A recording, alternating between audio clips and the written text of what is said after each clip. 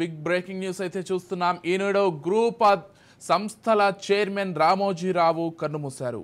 ఈ నెల 5న గుండె సంబంధిత సమస్యలతో ఆయన హైదరాబాద్లో ఆసుపత్రిలో చేరారు. అక్కడ చికిత్స పొందుతూ తుది శ్వాస విడిచారు. ఫిలిం సిటీలోని నివాసానికి ఆయన పార్థివ దేహాన్ని తరలించనున్నట్లు కుటుంబ సభ్యులు తెలిపారు.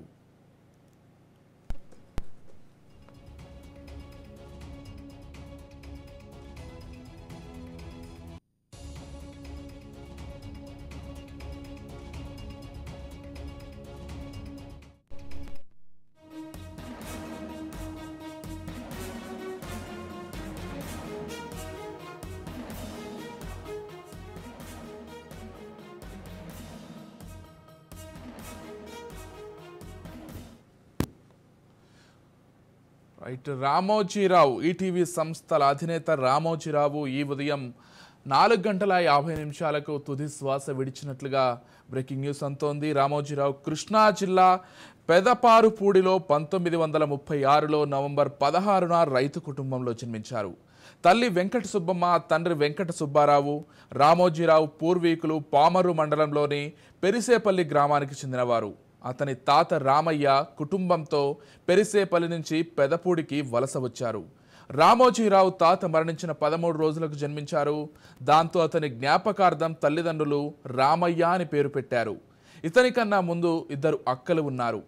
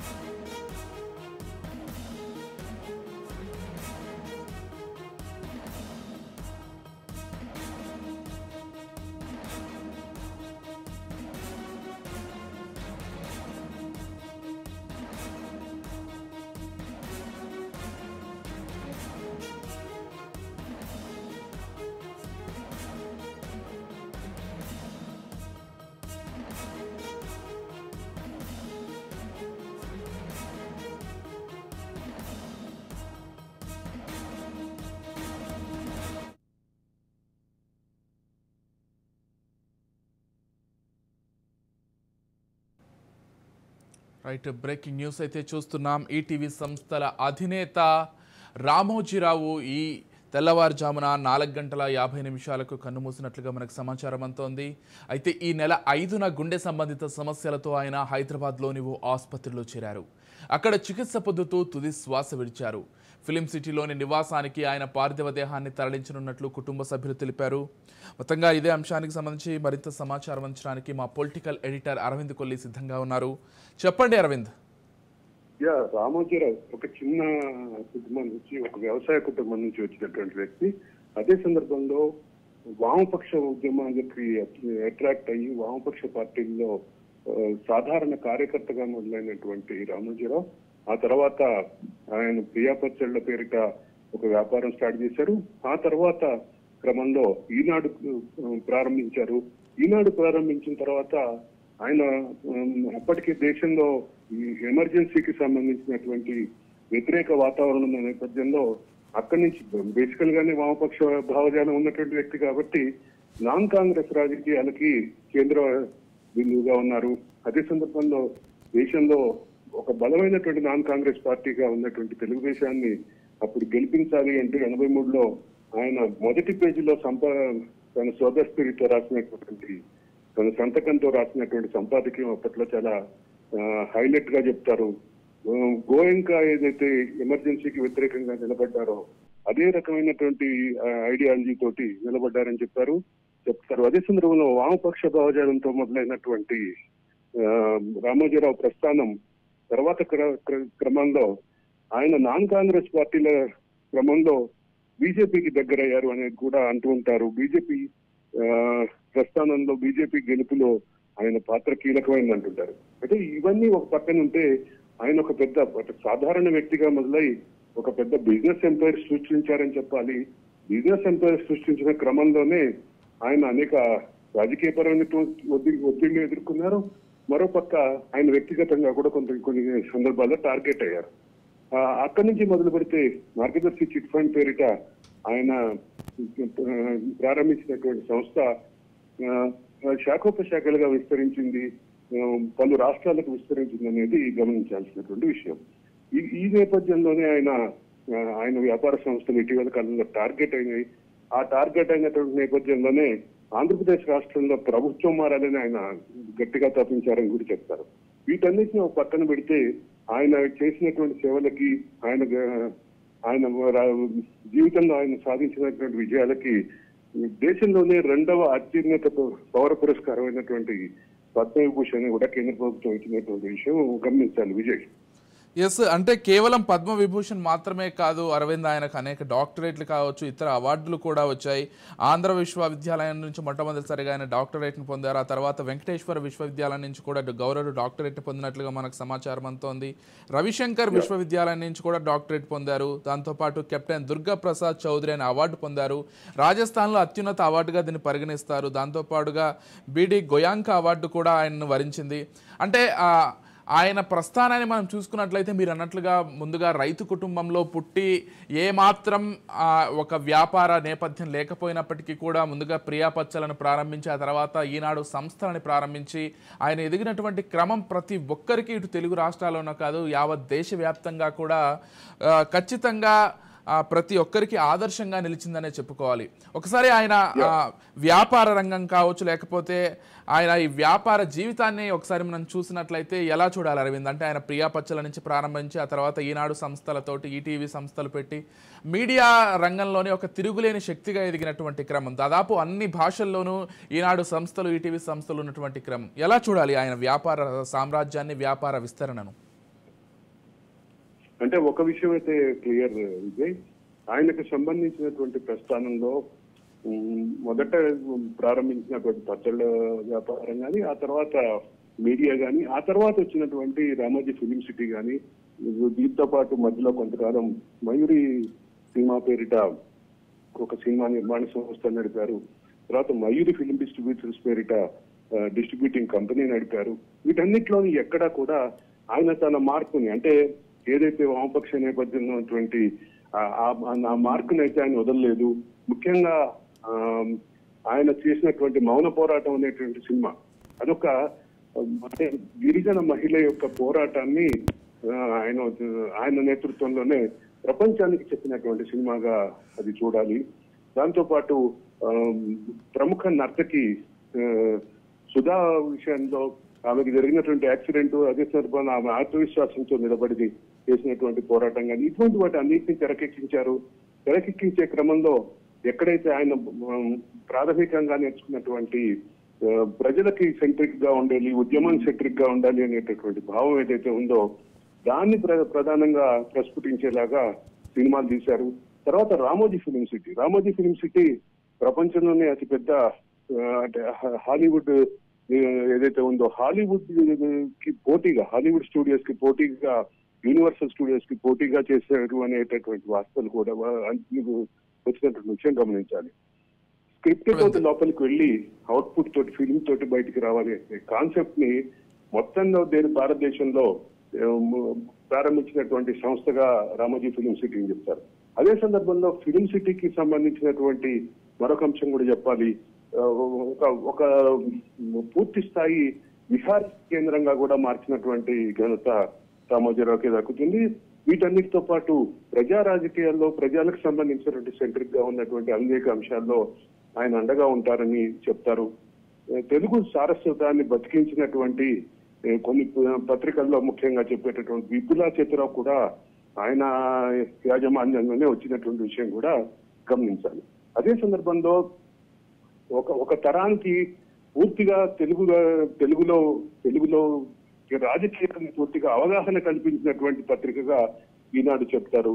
వీటన్నిటి కలిపి చూస్తే ఆయన మీడియాకి సంబంధించినటువంటి ఒక రిఫార్మర్ గా కూడా చూడాల్సినటువంటి పరిస్థితి ఉంది. మొదట ఈనాడు ప్రారంభించిన రోజుల్లో, ఈటీవీ ప్రారంభించిన రోజుల్లో ఎవరైతే ప్రాథమిక దశలో ఉన్నారో ఈ రోజు వాళ్ళు వివిధ ఛానళ్లలో దేశంలో ఉన్నటువంటి పలు ఛానల్లో, అదే సందర్భంలో తెలుగులో ఉన్నటువంటి ఛానల్లో కూడా కీలకమైనటువంటి స్థానాల్లో ఉన్న వాళ్ళలో చాలా మంది 80 to 90% ఈనాడు ఈటీవీ బ్యాక్గ్రౌండ్ నుంచి, ఈనాడు నుంచి బ్యాక్గ్రౌండ్ నుంచి వచ్చినటువంటి పరిస్థితి. ఇవన్నీ ఒక ఎత్తు అయితే, జర్నలిజం లో తనకు కావాల్సినటువంటి సిబ్బంది నియామకం కోసం తన సిబ్బందిని తనే తయారు చేసుకోవడం కోసం ఏదైతే ప్రారంభించారో అది ఈనాడు జర్నలిజం స్కూల్, అది కూడా ఒక రిమార్కింగ్ హిస్టరీగానే చెప్తారు విజయ్. ఎస్ అరవింద్, అంటే ఖచ్చితంగా తెలుగు రాష్ట్రాలకైతే ఇది ఒక తీరని లోటుగానే భావించాలి. ఇప్పటికే ప్రముఖులు చాలామంది కూడా ఆయన మరణానికి సంబంధించి నివాళులు అర్పిస్తున్నారు. అయితే ఒక్కసారి ఆయన ప్రారంభించినటువంటి రామోజీ ఫిలిం సిటీని చూసినట్లయితే ఇది కేవలం రాష్ట్రంలో కాదు, దేశంలో కాదు, ప్రపంచంలోనే అతిపెద్ద ఒక ఫిలిం స్టూడియోగా నిలిచింది. ఈరోజు కూడా ప్రపంచంలో ఎక్కడెక్కడి నుంచి హాలీవుడ్ సినిమాలకు సంబంధించి లేకపోతే బాలీవుడ్ సినిమాలకు సంబంధించి రామోజీ ఫిలిం సిటీకి వచ్చి షూట్ చేసుకునేటువంటి ఒక పరిస్థితి ఉంది. అంటే హైదరాబాద్ సెంట్రిక్గా ఫిలిం ఇండస్ట్రీని డెవలప్ చేశారు అని చెప్పడంలో రామోజీరావు గారికి ఒక కీలక పాత్రని ఖచ్చితంగా కట్టబెట్టాల్సి ఉంటుంది. ఆయన పాత్ర ఎంతైనా ఉందని చెప్పాల్సి ఉంటుంది. సో వీటికి సంబంధించి ఎలా చూడాలి అరవింద్? విజయ్, దానికంటే ముఖ్యంగా స్క్రిప్ట్ తోటి లోపలికి వెళ్ళి అవుట్పుట్ తోటి బయటికి రావటం అనే కాన్సెప్ట్ బహుశా ప్రపంచంలోనే ఇది మొదటి స్టూడియో అని చెప్పాలి. అయితే దీనికి స్టూడియోకి సంబంధించినటువంటి అంశంలో ఇంకొక విషయం కూడా చెప్పాలి. ఇటీవల కాలంలో, అంటే 2 దశాబ్దాలు, అది ప్రారంభించిన నాటికి లేకపోయినప్పటికీ ప్రారంభించిన ఒక 5 సంవత్సరాల తర్వాత సినిమాల్లో గ్రాఫిక్స్ విప్లవం వచ్చింది. ఆ గ్రాఫిక్స్ విప్లవాన్ని కూడా అందిపుచ్చుకుంటూ దానికోసం ఒక ప్రత్యేకమైన గ్రాఫిక్స్ సెటప్ ఏర్పాటు చేసి ప్రపంచ స్థాయిలో గ్రాఫిక్స్ కి సంబంధించినటువంటి అంశంలో ముందుకెళ్ళినటువంటి సంస్థగా ఈనాడుని చెప్తారు. ఈనాడుతో పాటు రామోజీ ఫిలిం సిటీని చెప్తారు Vijay. Right, thank you Arvind.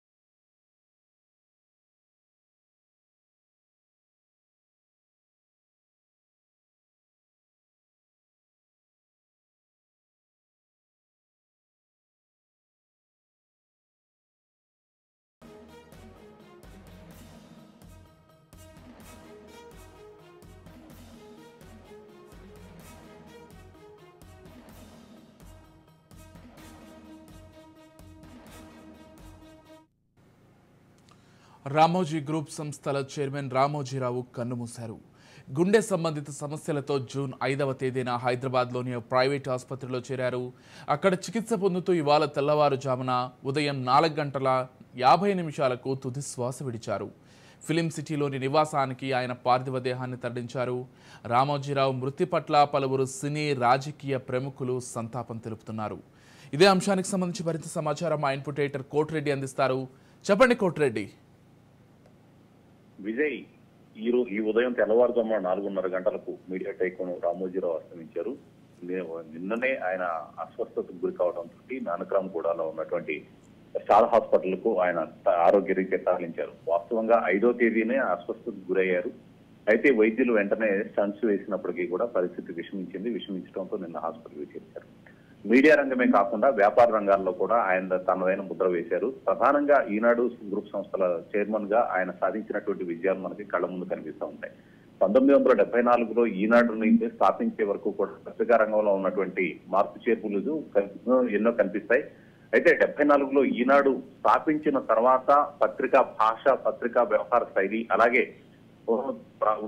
తెల్లవారుజామునే పత్రిక రావడం అనేటువంటి ఒక కొత్త విధానాన్ని తీసుకువచ్చి మొట్టమొదటిగా రాష్ట్రంలో అన్ని కూడా విజయవాడ కేంద్రంగా నడుస్తూ ఉన్నటువంటి పరిస్థితులను విశాఖపట్నం నుంచి ప్రారంభించి ఒక కొత్త ఒరవడికి తెరదేసినటువంటి వ్యక్తి రామోజీరావు. ఆ తర్వాత ఇక మార్గదర్శి చైర్మన్ గా, మార్గదర్శి తర్వాత ప్రియా ఫుడ్స్ ఏర్పాటు చేసి ఇలా రకరకాల వ్యాపార రంగాల్లో కూడా అన్నింటా సక్సెస్ చేసినటువంటి వ్యక్తి.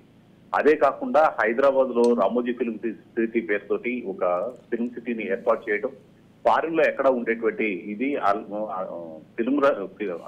ఇలా ఫిల్మ్ సిటీలు ఏర్పాటు చేయడం అనేది విదేశాల్లో మాత్రం మనకి ఎక్కువగా కనిపిస్తూ ఉంటాయి. సాధారణంగా అంతకుముందు అంతా కూడా షూటింగ్లన్నీ చెన్నైలో జరగడం, మహా అయితే అక్కడ బీజేపీ వండర్ గార్డెన్స్ తప్ప పెద్దగా ఏమీ ఉండేటువంటి లేని పరిస్థితుల్లో ఆంధ్రప్రదేశ్ లో ఫిలిం ఇండస్ట్రీ డెవలప్మెంట్ కోసం ప్రత్యేకంగా ఫిలిం సిటీని ఏర్పాటు చేసిన వ్యక్తి కూడా రామోజీరావు. గత కొంతకాలంగా అంటే వృద్ధాప్య సమస్యలు ఆయన వెంటాడుతూ ఉన్నాయి. దాంతో పాటు ఆయన ఇంటికే పరిమితం అయిపోయారు.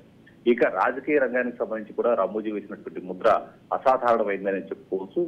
83లో తెలుగుదేశం పార్టీ అప్పట్లో ఈనాడు పత్రిక ఎన్టీ రామారావుని ముఖ్యమంత్రిని చేయడంలో కీలక పాత్ర పోషించింది అనేటువంటి వార్తలు వస్తూ ఉండేవి. జనం కూడా అలాగే వ్యాఖ్యానించుకునేటువంటి దశ ఉండేది. పూర్తిగా అంటే తొలి నుంచి కూడా కాంగ్రెస్ వ్యతిరేక భావజాలంతో ఆయన ముందుకు సాగారు. ప్రధానంగా ఎమర్జెన్సీ సమయంలో ఈనాడు పత్రిక అందించినటువంటి వార్తలు ప్రధానంగా చూసుకోవాల్సి ఉంటుంది. మొత్తం మీద చూసినట్లయితే మీడియా రంగంలోనూ ఇటు వ్యాపార రంగంలో కూడా రామోజీరావు ఒక దిగ్గజం అనే విషయంలో ఎలాంటి సందేహం లేదు. ఆయన తుదిశ్వాస విడవడంతో అందరూ రాజకీయ రంగ ప్రముఖులు, వ్యాపార రంగ ప్రముఖులు అందరూ సంతాపం వ్యక్తం చేస్తున్నారు. ప్రస్తుతం ఆయన పార్థివ దేహాన్ని ఫిలింసిటీలో ఉన్నటువంటి ఇంటికి తరలించి ఈ రోజు ఆ అభిమానుల సందర్శనార్థం ఉంటున్నారు. మొత్తం ఇది ఉదయం 4:30 గంటలకు ఆయన తుదిశ్వాస ఇచ్చారని తెలుస్తుంది. Thank you Koti Reddy.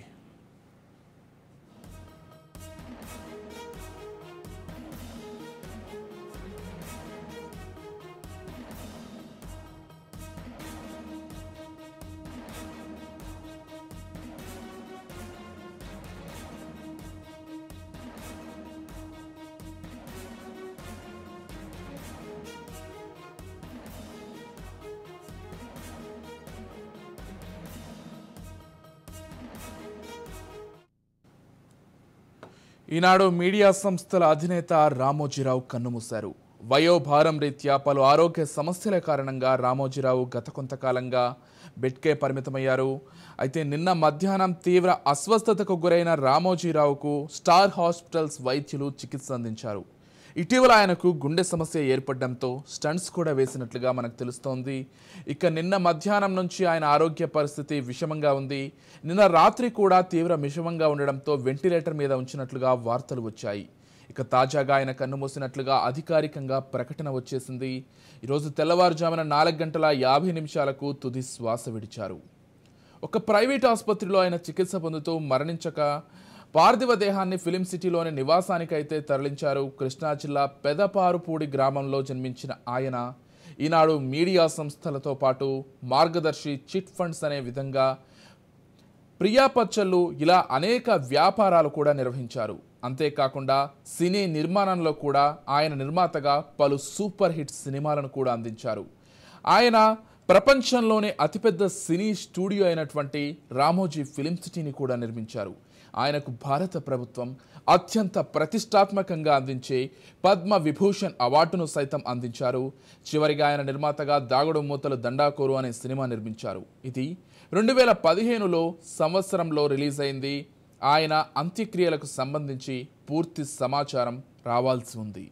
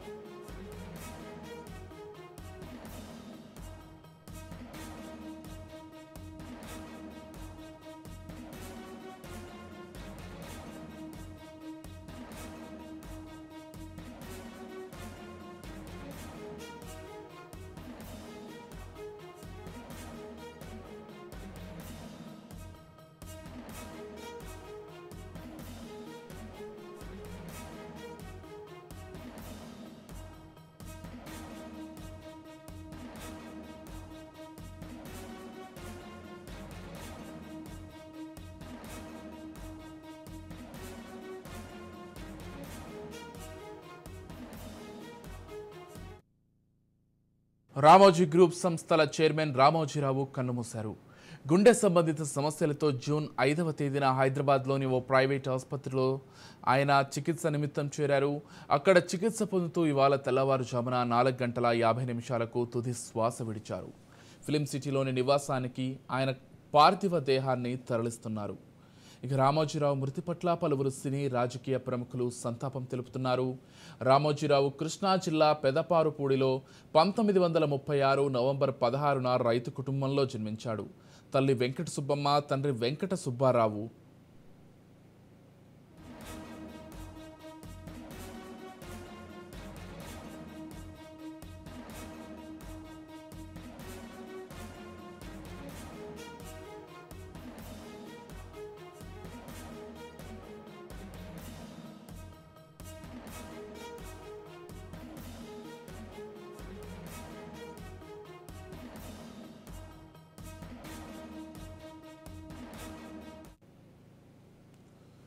రామోజీరావు స్థాపించిన రామోజీ గ్రూప్ ఆధీనంలో ప్రపంచంలోనే అతిపెద్ద cinema studio Ramoji film city ఉంది. 2016లో భారత ప్రభుత్వం రామోజీరావుకు దేశ 2వ అత్యున్నత పురస్కారమైన పద్మ విభూషణ్తో సత్కరించింది.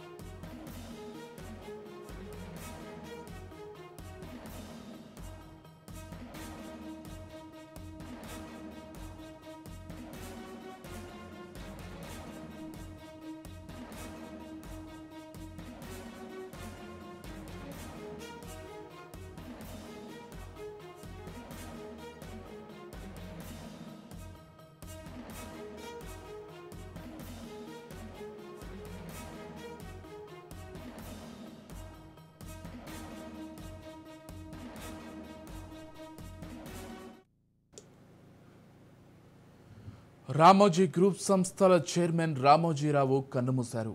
గుండె సంబంధిత సమస్యతో గత రాత్రి ఆసుపత్రిలో చేరినటువంటి ఆయన ఈ ఉదయం తెల్లవారుజామున 4 గంటల 50 నిమిషాలకు తుది శ్వాస విడిచారు. ఫిలిం సిటీలోని నివాసానికి ఆయన పార్థివ దేహాన్ని తరలిస్తున్నారు.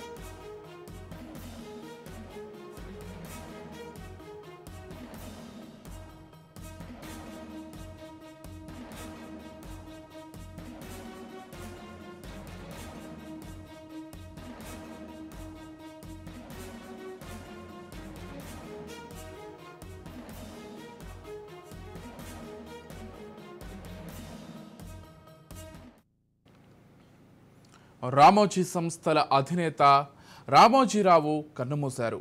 ఈ ఉదయం 4:50 ఆయన తుది శ్వాస విడిచారు. ఆయన పార్థివ దేహాన్ని ఫిలిం సిటీలోని ఆయన నివాసానికి తరలించినట్లుగా కూడా మనకు సమాచారం అందుతోంది. ఇదే అంశానికి సంబంధించి మరింత సమాచారం అందించడానికి మా Telangana bureau chief Mahender phone ద్వారా సిద్ధంగా ఉన్నారు. చెప్పండి మహేందర్. విజయ్, ఈనాడు గ్రూప్ సంస్థలో రామోజీరావు కొద్ది కాలంగా ఆయన అస్వస్థతకు గురయ్యారు. ఆ రకంగా చికిత్స పొందుతున్నారు. అయితే ఈ మధ్యకాలంలో గత 3 రోజుల క్రితం శ్వాస తీసుకోవడంలో ఇబ్బంది తలెత్తడంతో ఆయన్ని ఆసుపత్రిలో చేర్చారు. పరీక్షలు చేసిన తర్వాత వైద్యులు స్టంట్ వేయాలని కూడా సూచించారు తెలిపారు. వైద్యులు చెప్పినట్టుగా స్టంట్ వేసిన తర్వాత ఆయన పరిస్థితి కాస్త క్రిటికల్ గా మారింది. 2 రోజులుగా తీవ్ర అస్వస్థతో వెంటిలేటర్ పై ఆయన వైద్య చికిత్స పొందుతూనే ఆయన తుది శ్వాస విడిచారు. ఈ రోజు తెల్లవారుజామున 4:50 ఆయన కన్నుమూశారు. రామోజీ ఫిలిం సిటీలోని నివాసానికి ఆయన పార్థివ దేహాన్ని తరలించనున్నారు. ఇక రామోజీరావు గురించి దాదాపు ఈ 3 రోజుల పాటు కూడా శ్వాస చాలా తీవ్ర ఇబ్బందులు ఆయన్ని న్యాసం చేశారు. సో మొత్తానికి రామోజీరావు మృతి పట్ల ఇప్పటికే ప్రముఖులంతా కూడా వ్యక్తం చేస్తున్నారు. ఇప్పటికే ట్విట్టర్ ద్వారా కూడా ఇటు ఆయనకు తెలుస్తున్నాం. అలాగే ప్రస్తుతం రామోజీరావు వయసు 28 సంవత్సరాలు. వ్యాపార దిగ్గజంగా ఆయన గొప్ప పేరుంది. మీడియాతో పాటు అనేక వ్యాపారాల్లో కూడా ఆయన రాడుతున్నారు. రామోజీరావు ఈనాడు సంస్థలు, మార్గదర్శి చిట్ ఫండ్స్, ప్రియా ఫుడ్స్ ఇక ఇలాంటి ఎన్నో వ్యాపారాలు కూడా నెలకొల్పి ఎంతో మందికి ఉపాధి కూడా కల్పిస్తున్నారు రామోజీరావు. అంతేగాక రామోజీ ఫిల్మ్ సిటీ ఏర్పాటు చేసి హైదరాబాద్ సినీ పరిశ్రమ అభివృద్ధిలో భాగమయ్యారు రామోజీరావు. ఇక రామోజీరావు చిన్న రైతు కుటుంబంలో 1936 నవంబర్ 16న జన్మించారు. వెంకట సుబ్బారావు, వెంకట సుబ్బమ్మల పుత్రవాత్సల్యం రామోజీరావు చిన్నతనం నుంచే ఆయనకు సాహిత్యం పట్ల అభిరుచి అబ్బింది. ఇంట్లో తల్లికి చేదోడు వాదరుగా ఉంటూ గుడివాడలో బిఎస్సి గ్రాడ్యుయేషన్ పూర్తి చేశారు రామోజీరావు. తనకు తెలిసిన పరిచయస్తులతో అడ్వర్టైజింగ్ రంగంపై దృష్టి పెట్టారు. ఆ తర్వాత ఢిల్లీలోని ఒక ప్రముఖ రంగ సంస్థలో ఆర్టిస్ట్ గా జీవితంగా ప్రస్థానాన్ని సాగించి అంచెలంచెలుగా ఎదిగారు Ramoji Rao. Right, thank you Mahender.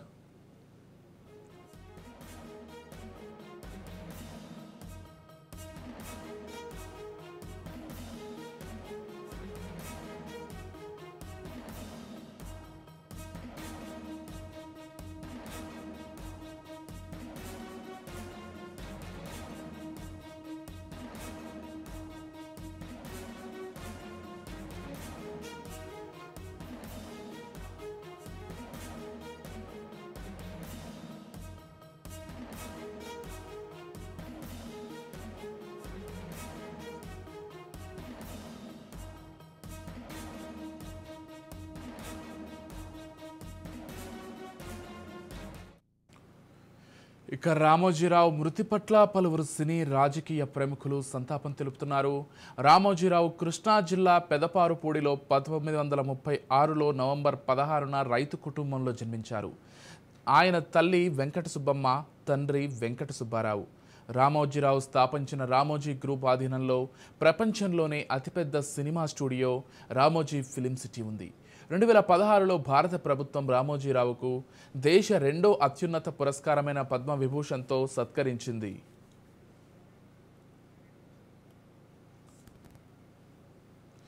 రైట్గా ఇదే అంశానికి సంబంధించి మరింత సమాచారం అంచడానికి మా crime bureau chief Inna Reddy phone ద్వారా సిద్ధంగా ఉన్నారు. చెప్పండి ఇన్నారెడ్డి. విజయ్, మనం గమనించవచ్చు, మీడియాలో ఒక చరిత్ర సృష్టించిన రామోజీరావు స్టార్ హాస్పిటల్లో చికిత్స పొందుతూ తెల్లవారుజామున దాదాపుగా 3:40 చనిపోయినట్టుగా ఆఫీసులో కూడా కన్ఫర్మ్ జరుగుతూ ఉంది. ఆయన పార్థివ దేహాన్ని రామోజీ ఫిలిమ్స్ కి తరలించడానికి కూడా పూర్తి స్థాయిలో ఏర్పాటు చేశారు.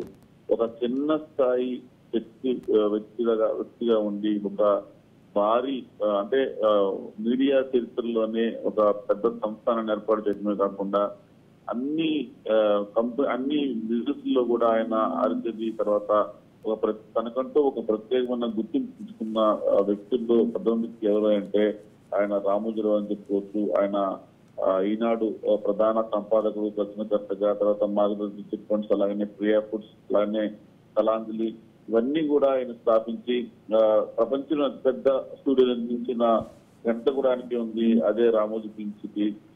2016లో ఆయనకు భారత ప్రభుత్వం అత్యుత్తమైన పద్మవిభూషణ్తో సత్కరించింది. మొత్తంగా రామోజీరావు చనిపోవడం అనేది ఒక రకంగా చెప్పాలంటే మీడియాకు ఒక తిరిగి లోటని చెప్పుకోవచ్చు. Vijay. Right, thank you Inna Reddy.